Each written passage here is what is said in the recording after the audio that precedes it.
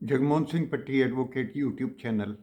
ਅੱਜ ਦੋਸਤੋ ਤੁਹਾਡੇ ਵਾਸਤੇ ਇੱਕ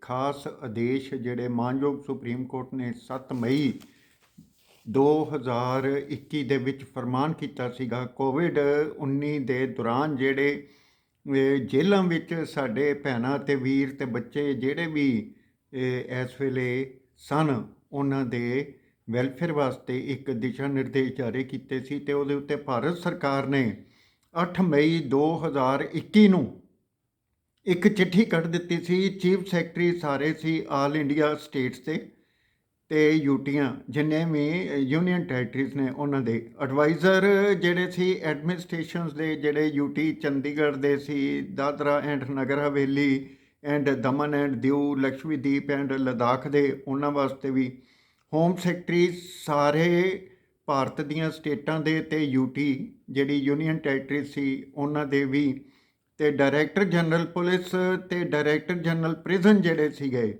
ਆਲ ਸਟੇਟਸ ਅਤੇ ਯੂਟੀਜ਼ ਦੇ, ਉਹ ਚਿੱਠੀ ਜਿਹੜੀ ਸੀ, ਉਹ ਚਿੱਠੀ ਮੈਂ ਤੁਹਾਡੇ ਰੂਬਰੂ ਪੇਸ਼ ਕਰ ਦਿੰਦਾ। ਆਹ ਦੇਖ ਲਓ ਆਹ ਚਿੱਠੀ।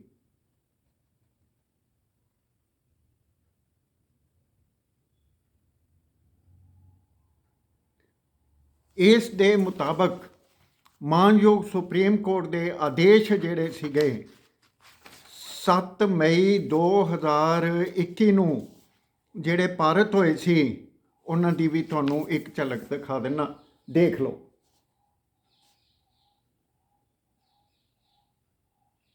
ਔਰ ਇਹ 14 ਪੇਜ ਦਾ ਆਰਡਰ ਜਿਹੜਾ ਉਹ ਪਹਿਲੇ ਤੇ 5 ਪੇਜ ਜਿਹੜੇ ਨੇ ਮਾਨਯੋਗ ਸਾਡੇ ਵਕੀਲ ਸਾਹਿਬ ਜਿਹੜੇ ਸਨ, ਉਹਨਾਂ ਨੇ ਸਿਰ ਧੜ ਦੀ ਬਾਜੀ ਲਗਾ ਕੇ ਉਹਨਾਂ ਨੇ ਮਾਨਯੋਗ ਸੁਪਰੀਮ ਕੋਰਟ ਨੂੰ ਇਹ ਦੱਸਣ ਦਾ ਯਤਨ ਕੀਤਾ ਕਿ ਕਿਸੇ ਵੀ ਜੇਲ੍ਹ ਦੇ ਵਿੱਚ ਕਿਸੇ ਵੀ ਕੈਦੀ ਦਾ, ਭਾਵੇਂ ਉਹ ਅੰਡਰ ਟਰਾਇਲ ਹੈ, ਭਾਵੇਂ ਉਹ ਸਜ਼ਾ ਯਾਫਤਾ ਹੈ, ਜਾਂ ਉਹ ਕਿਸੇ ਤਰ੍ਹਾਂ ਵੀ ਉਹ ਜੇਲ੍ਹ ਵਿੱਚ ਆਇਆ, ਉਸ ਦੇ ਹੱਕਾਂ ਦਾ ਹਨਨ ਨਹੀਂ ਹੋਣਾ ਚਾਹੀਦਾ ਔਰ ਉਹਦੇ ਹਿਊਮਨ ਰਾਈਟਸ ਜਿਹੜੇ ਨੇ ਉਹ ਕਿਸੇ ਵੀ ਤਰ੍ਹਾਂ ਜਿਹੜੇ ਨੇ ਖਰਾਬ ਨਹੀਂ ਹੋਣੇ ਚਾਹੀਦੇ।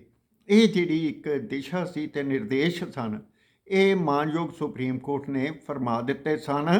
ਕਿਹੜੀ ਤਰੀਕ ਨੂੰ? 7 ਮਈ 2021 ਨੂੰ। ਜਿਹੜੀਆਂ ਇਹਦੀਆਂ ਰੈਲੀਵੈਂਟ ਡਾਇਰੈਕਸ਼ਨਸ ਨੇ ਉਹ ਵੀ ਤੁਹਾਨੂੰ ਮੈਂ ਦਿਖਾਉਣ ਦੀ ਵੀ ਕੋਸ਼ਿਸ਼ ਕਰਾਂਗਾ ਅਤੇ ਤੁਹਾਡੇ ਵਾਸਤੇ ਪੜ੍ਹ ਵੀ ਦੇਣਾ।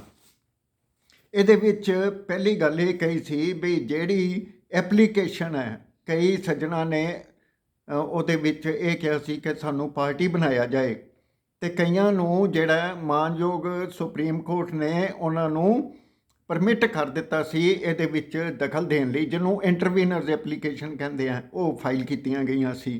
ਅਤੇ ਰਿਲੀਫ ਕਿਹੜੇ ਕਿਹੜੇ ਮੰਗੇ ਗਏ ਸੀ ਉਹ ਮੈਂ ਤੁਹਾਨੂੰ ਪੜ੍ਹ ਦਿੰਦਾ। Pass an order directing the high powered committees as constituted wide order dated 23 March 2020 of this honorable court to examine the current situation of risk of virus spreading in prisons and recommend release of prisoners on interim bail paroles based upon the situation in the concerned states.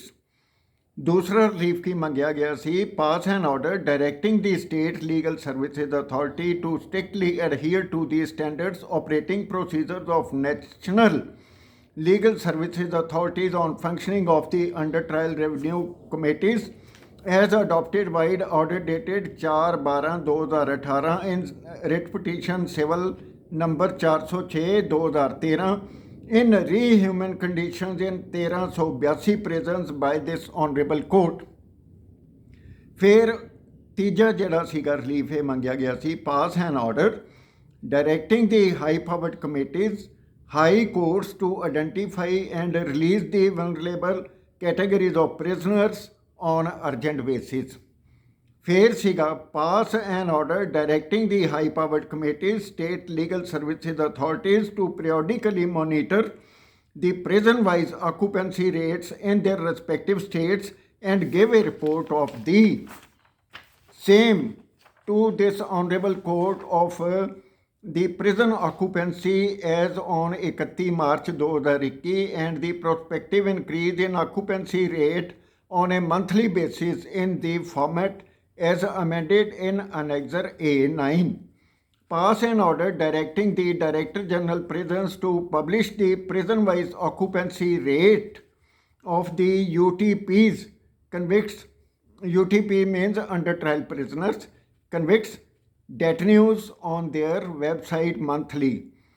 Pass an order directing the high-powered committee monitoring teams to prioritize healthcare in prisons and scrutinize the prison specific readiness and response plans as directed by this honorable court vide its order dated 20 March 2020 in the present case.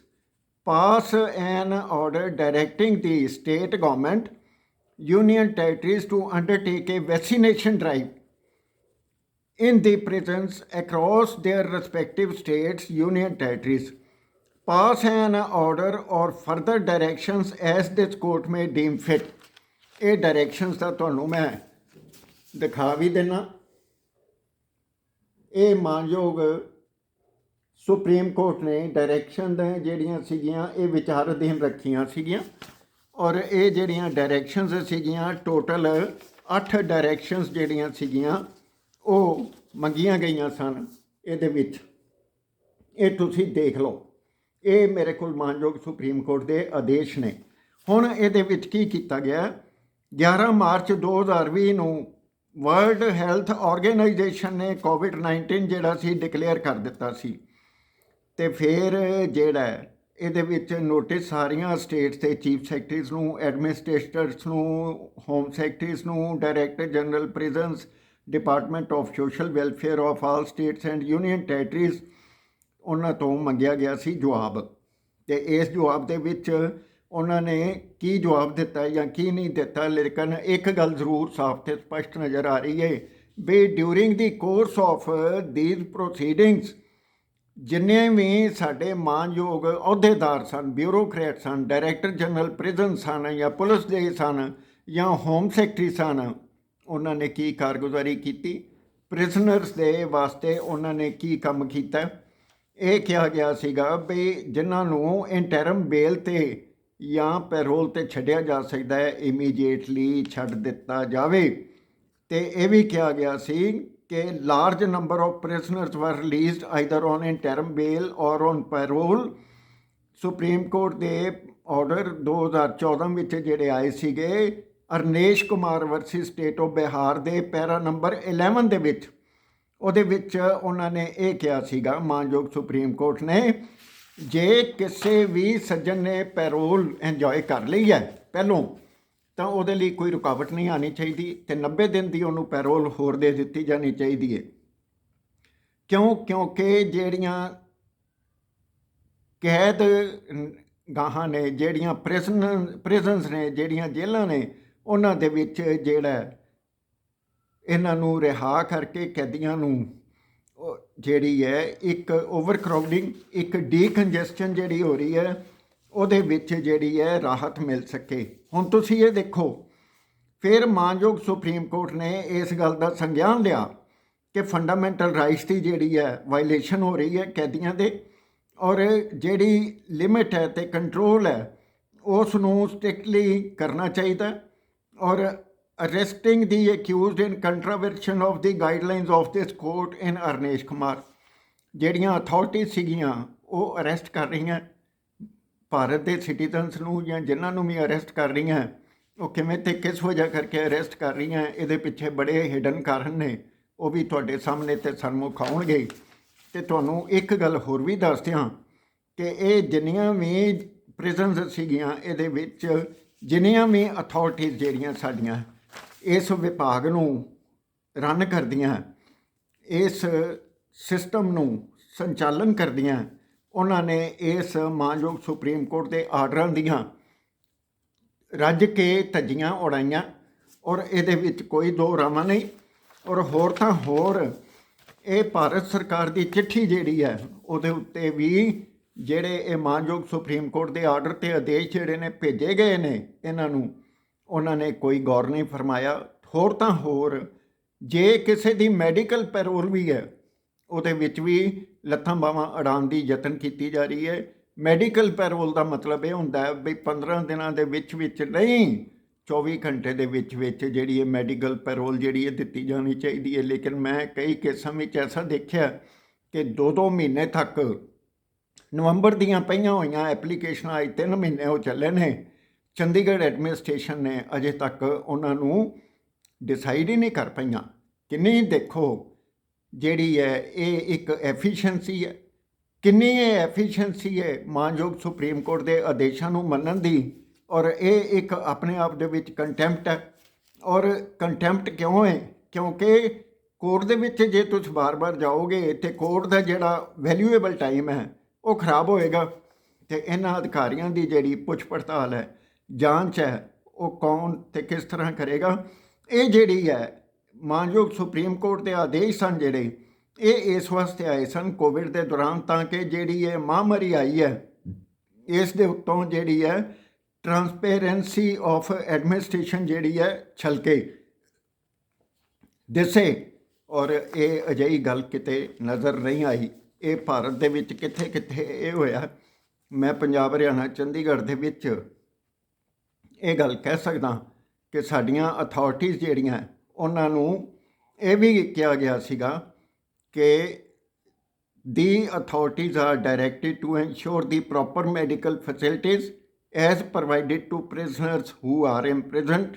The spread of COVID-19 virus should be controlled in the prison by regular testing being done of the prisoners, but also the jail staff, and immediate treatment should be made available to the inmates and the staff. It is necessary to maintain the level of daily hygienic and sanitation which is required to be improved. Suitable precautions shall be taken to prevent the transmission of the deadly virus amongst the inmate prisons. ਇਹ last ਪੈਰਾ ਜਿਹੜਾ ਇਹ ਵੀ ਤੁਹਾਡੇ ਮੈਂ ਰੂਬਰੂ ਕਰ ਰਿਹਾ ਮਾਨਯੋਗ supreme court ਦਾ। ਹੁਣ ਤੁਸੀਂ ਇਹ ਦੇਖੋ, ਇਸ ਦੇ ਵਿੱਚ ਜੇ ਸਾਡੀ ਮਾਨਯੋਗ ਸੁਪਰੀਮ ਕੋਰਟ ਨੇ ਸੰਗਿਆਨ ਲਿਆ ਹੈ ਤੇ ਸਾਡੀ ਜਿਹੜੀ ਐਡਮਿਨਿਸਟ੍ਰੇਸ਼ਨ ਹੈ ਭਾਰਤ ਸਰਕਾਰ ਦੀਆਂ, ਭਾਵੇਂ ਸਟੇਟਾਂ ਨੇ ਤੇ ਭਾਵੇਂ ਯੂਟੀਜ਼ ਨੇ, ਭਾਵੇਂ ਸੈਕਟਰੀਜ਼ ਨੇ ਜਾਂ ਭਾਵੇਂ ਕੁਛ ਨੇ, ਉਹਨਾਂ ਨੇ ਇਹਦੇ 'ਤੇ ਗੌਰ ਕਿਉਂ ਨਹੀਂ ਫਰਮਾਇਆ? ਉਹਦੀ ਜਵਾਬਦੇਹੀ ਹੋਣੀ ਬਣਦੀ ਹੈ। ਮਾਨਯੋਗ ਹਾਈ ਕੋਰਟ ਜਿਹੜੀ ਹੈ ਇਸ ਦੇ ਉੱਤੇ ਦਿਸ਼ਾ ਨਿਰਦੇਸ਼ ਜਿਹੜੇ ਹੈ ਸੰਗਿਆਨ ਲੈ ਕੇ ਸਿਓ ਮੋਟੋ ਪਾਵਰ ਦਾ ਐਕਸਰਸਾਈਜ਼ ਕਰੇ। ਔਰ ਮੇਰੀ ਵੀ ਇੱਕ ਕੋਸ਼ਿਸ਼ ਹੋਏਗੀ ਕਿ ਜਿਹੜੇ ਪੰਜਾਬ, ਹਰਿਆਣਾ ਅਤੇ ਚੰਡੀਗੜ੍ਹ ਦੇ ਵਿੱਚ ਕੈਦ ਭੁਗਤ ਰਹੇ ਨੇ ਉਹਨਾਂ ਦੇ ਹਿੱਤਾਂ ਦਾ ਪੰਜਾਬ, ਹਰਿਆਣਾ ਅਤੇ ਚੰਡੀਗੜ੍ਹ ਦੀ ਪ੍ਰਿਜ਼ਨ ਐਡਮਿਨਿਸਟ੍ਰੇਸ਼ਨ ਨੇ, ਪੁਲਿਸ ਐਡਮਿਨਿਸਟ੍ਰੇਸ਼ਨ ਨੇ, ਜਿਹੜੀ ਇੱਕ ਸਿਵਲ ਐਡਮਿਨਿਸਟ੍ਰੇਸ਼ਨ ਹੈ, ਉਹਨਾਂ ਨੇ ਇਹਦਾ ਧਿਆਨ ਰੱਖਿਆ ਜਾਂ ਨਹੀਂ। ਇਹ ਸਾਰੇ ਜਿੰਨੇ ਸਾਡੇ ਵਕੀਲ ਸਾਹਿਬਾਨ ਨੇ ਪੰਜਾਬ, ਹਰਿਆਣਾ ਅਤੇ ਚੰਡੀਗੜ੍ਹ ਦੇ ਵਿੱਚ, ਉਹਨਾਂ ਨੂੰ ਮੈਂ ਬੇਨਤੀ ਕਰਦਾ, ਮੇਰੀ ਇਹ ਛੋਟੀ ਜਿਹੀ ਵੀਡੀਓ ਜਿਹੜੀ ਹੈ ਇਹ ਸਾਰੀ ਥਾਂ, ਸਾਰੇ ਚੈਨਲਾਂ ਵਿੱਚ, ਸਾਰੇ ਮੋਬਾਈਲ ਫੋਨਸ ਦੇ ਵਿੱਚ ਪਹੁੰਚਾ ਦੇਣਾ। ਇਹਨੂੰ ਸਬਸਕ੍ਰਾਈਬ ਕਰ ਦੇਣਾ ਜੇ ਯੂਟਿਊਬ ਚੈਨਲ ਤੋਂ ਦੇਖੀ ਹੈ ਤੇ ਯੂਟਿਊਬ ਚੈਨਲ ਨੂੰ ਵੀ ਸਬਸਕ੍ਰਾਈਬ ਕਰ ਦੇਣਾ। ਅਤੇ ਇੱਕ ਬੇਨਤੀ ਹੋਰ ਵੀ ਹੈ ਕਿ ਇਸ ਨੂੰ ਜਿਹੜਾ ਇਸ ਹਿਸਾਬ ਨਾਲ ਸੋਚਿਆ ਜਾਏ, ਸਮਝਿਆ ਜਾਏ ਕਿ ਕਿਸੇ ਦੇ ਵੀ ਮਨੁੱਖੀ ਹਿੱਤਾਂ ਦਾ ਘਾਣ ਨਾ ਹੋਵੇ। ਇਹ ਮੇਰੀ ਇੰਨੀ ਕੁ ਬੇਨਤੀ ਹੈ। ਇਸ ਨੂੰ ਸਬਸਕ੍ਰਾਈਬ ਕਰਨ ਲਈ, ਵੱਧ ਤੋਂ ਵੱਧ ਹੱਥਾਂ ਵਿੱਚ ਪਹੁੰਚਾਉਣ ਲਈ ਵੱਧ ਤੋਂ ਵੱਧ ਵਕੀਲ ਭਰਾਵਾਂ ਨੂੰ ਬੇਨਤੀ ਹੈ ਕਿ ਇਸ ਨੂੰ ਦੇਖ ਕੇ ਅਤੇ ਇਸ ਚੀਜ਼ ਦਾ ਸੰਗਿਆਨ ਲਵੋ। ਅੱਜ ਗੱਲਾਂ ਇੰਨੀਆਂ ਹੀ ਜ਼ਿਆਦਾ ਨਹੀਂ, ਇਹ ਜਿਹੜੀ ਹੈ ਮੈਂ ਤੁਹਾਡੇ ਵਾਸਤੇ ਇੱਕ ਲੀਗਲ ਪ੍ਰੋਪੋਜੀਸ਼ਨ ਰੱਖ ਦਿੱਤੀ ਹੈ। ਪਲੀਜ਼ ਇਸ ਦਾ ਧਿਆਨ ਕਰ ਲਓ, ਗੱਲਾਂ ਇੰਨੀਆਂ ਹੀ।